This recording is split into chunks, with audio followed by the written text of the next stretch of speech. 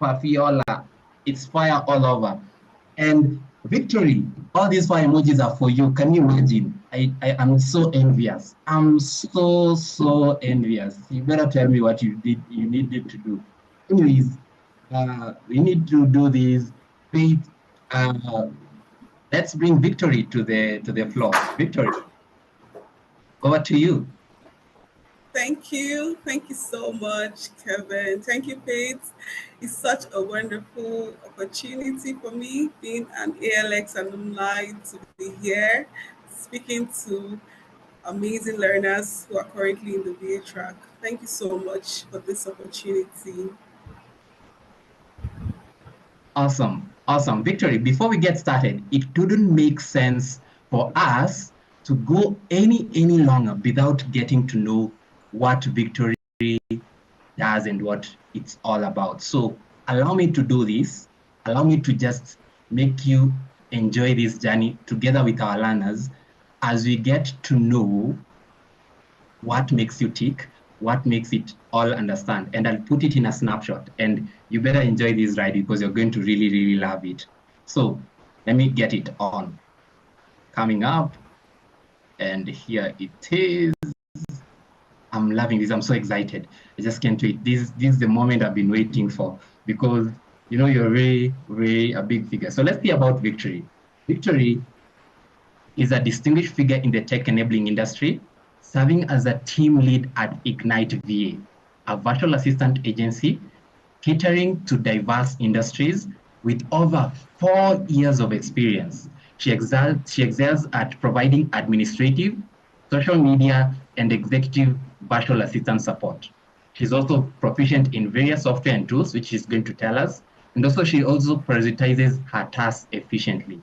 She's passionate about client success and has empowered. Listen this, you better listen closely.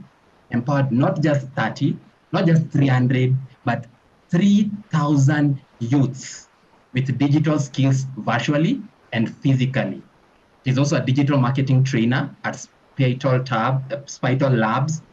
Additionally, she is currently in the process of transitioning into Salesforce admin. We already have a program in that in ALX, you know that. Adding another layer to her very impressive skill set. Just to note, she's also a graduate of the ALX Africa and also has authored a book, Virtual Assistant 101, which is a guide to becoming a VA. She's actively bridging the digital gender gap, which she loves to do. And she's also a tech for kids activist, which means that she's now not only igniting the 3,000 youths, but over 1,350 young minds. Her journey just exemplifies leadership, innovation, and empowerment in the women in tech community. Let's have some more fire emojis as we bring Victory and just gets to let us know more about herself and her journey as we get this started. Let's get to do that. Let's see the fire emojis and back to you, Victory. I just love this. This is just an impressive. I'm envious of your bio. Over to you. Thank you so much, Kevin. Thank you. Thank you so much. Okay, so my name is pronounced Meyene Victory, and currently I'm an executive virtual assistant and the team lead for Ignite VA. Ignite VA is a virtual assistant agency, and aside that, I also give back by volunteering for NGOs. In my free time, if I'm not being virtual assistant, I give back by volunteering for NGOs to support my community. Also, last year I got nominated for the Women in Tech award by the Superwoman Under 30, and I was awarded the winner of the award. So I'm so excited to share my journey here and to guide anyone who has questions on how they want to strive in the virtual assistant industry, or anything you want to know about the VA and how you can be successful in your pitch presentation, negotiation skills, and even networking. I'm here. Thank you very much again for this opportunity. Thank you so much, Victory. It's just very impressive. And don't we love winning? I just love that. And congratulations on winning that award. Just to get it started, we already know that our learners, we have, just to mention this, we have learners from VA cohort 4 and VA cohort 5. So they're in different stages of their VA learning journey here at ALX, and they're really curious about different aspects. So on our first question, it's going to be really all about pitching. We already know that it's very important to be good at your pitches. So maybe you can just start us off and tell us maybe some of the key elements for a successful pitch, things that have made you secure clients in different kinds of industries that you're in, maybe even from your experience. What does it take to make that selling pitch? Thank you very much, Kevin. I would say for you to have a successful pitch, first of all, these three core elements is something you should look out for. Three of them. Number one, it's understanding the need of your clients. It's very, very important. What your client needs, what are their pain points, their specific pain points, right? What I do is that I first of all do a research, a thorough research, and even active listening to my clients to know what they need first. And then after which, the second element would be to be able to craft out a solution for that their needs to address whatever challenge they have. So when you have identified your when you have identified your client need, then you now come up with a solution for them, right? And then the next thing you want to do is building of trust. Another core element is building trust. Very important because with you building trust, you'll be able to establish you'll be able to establish this trust first of all through your credibility, your expertise, and then showing genuine interest for your, right? And how can you build this trust? By sharing maybe case studies of your success working with other clients before them, right? Or testimonials of maybe a review from a client that you have worked with. This will help to build trust. It's very important. Like for instance, if when I wanted to pitch to a tech startup, right, I try to focus the virtual assistant services that will help to streamline the tech startups operations, right? So that they can be able to concentrate on just maybe product development, all the processes that can help to streamline their process. Once I identify this, and then I'll be able to highlight specific tools that can help to implement these to help them to streamline their operations, to implement it. And then also I can also share I shared strategies or things that I have done, cases I've done in the past, case studies of maybe project I've managed in the past for a tech startup I've worked with. This I can do to help me have a successful pitch. So that's it. Thank you very much. Wow, I love that. You just see how it builds up from understanding the client's needs all the way to how you build trust. And I believe if you start well in terms of your pitch and just start by understanding the needs, then you'll be able to craft a very successful pitch. Amazing. Thank you so much for that. And it makes a lot of sense. Just as a follow-up to that amazing guide on how you can build a successful pitch. As a VA, sometimes you may be privy to very confidential information or maybe things that can even give a competitive advantage. How do you, as a VA, maintain integrity and maintain that kind of, you cannot compromise in terms of the plans that you have? What have you done in the past? Be happy to hear from you. Okay, so to maintain confidentiality, first of all, you before you onboard a client, it's important that you have a contract, right? A contract where you get to specify, oh, these are the terms as per confidentiality. You can only release whatever your clients have approved for you to release, which is very important because one of the things we're taught in as if when I was doing ALX virtual assistant course is to pay attention to confidentiality. So you don't share project you're working with without the client's consent. So it's very, very important. While you're trying to show case studies of what you have done in the past, it's very also important that you you are very confidential. You only release what is approved by your clients. That's it for me. Oh, thank you. Thank you so much, Victory. I love how you mentioned about the importance of having contracts in beforehand, just to already know that this is what the client expects from you, and this is what you expect from the client. So let's move on swiftly to things matters around networking. And we hear people say sometimes I'm an introvert, I'm an extrovert, and everything in between. You seem as a person who can effectively network. You've done this before, and you've been able to maintain professional relationships in the course of your VA career journey.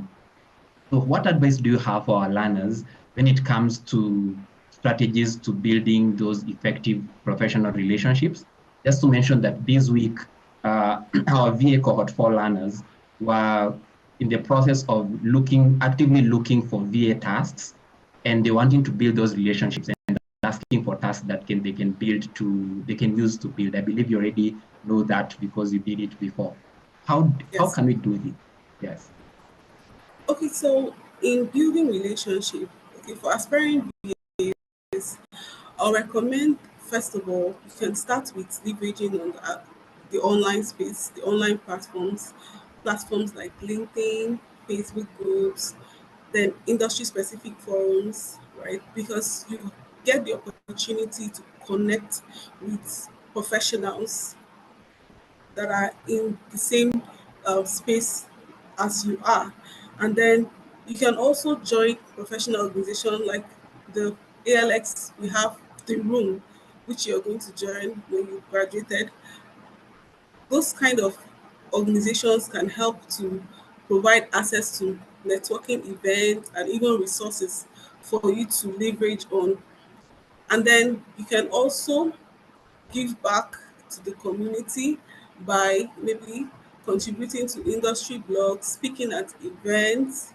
This will also give you visibility, or even holding virtual webinars for, to give back to your community. This will help you to get visibility and then also credibility. Two things is going to do for you. And then also collaborating with other professionals, right? So collaborating with other professionals. This, if you collaborate, you can also, what collaboration does is that it gives you referrals, right? People will know, Yeah. oh, this is what this person does. When you collaborate, you get more your network expands more, right? So that's it. So networking is, I just want to add here that networking is a two-way thing, right?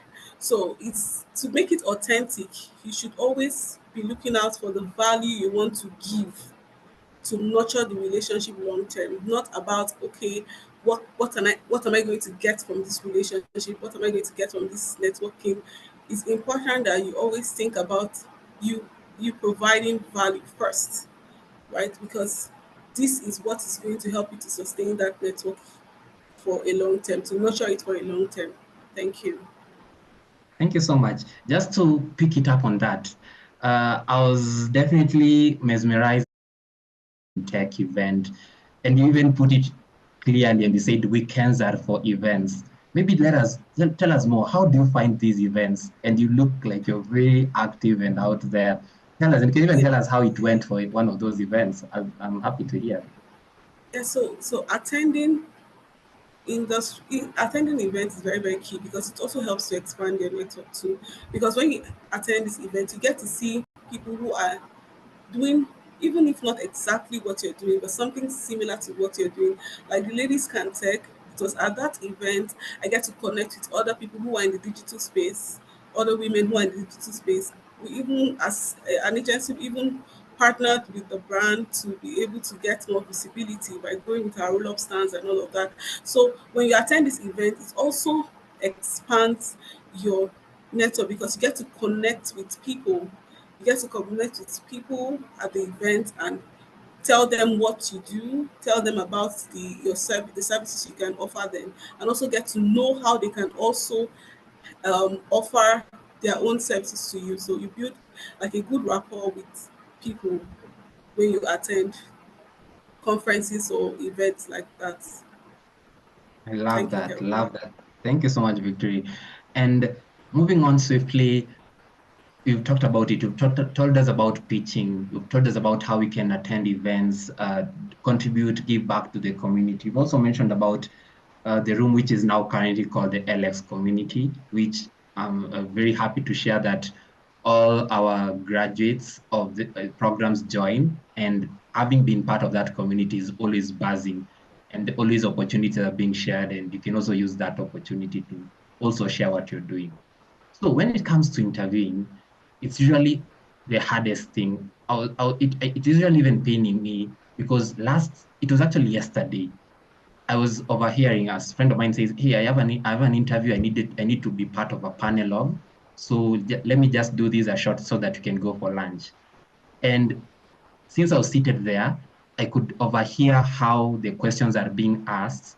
And it was filling me with a lot of pain on how the person was answering those questions. Because at the end of it all, my friend was saying, "Hey, that person is not going to get that job. That interview was a mess." And the way I pitched for her and the way she really does a good job in terms of sales, but the interview just didn't go right. So what can you tell us in terms of interviewing? What are the challenges that you need to look out for as a VA when you're doing your interviews, and how can you overcome them so that you can just become that person who can be selected to be a VA or in any kind of industry?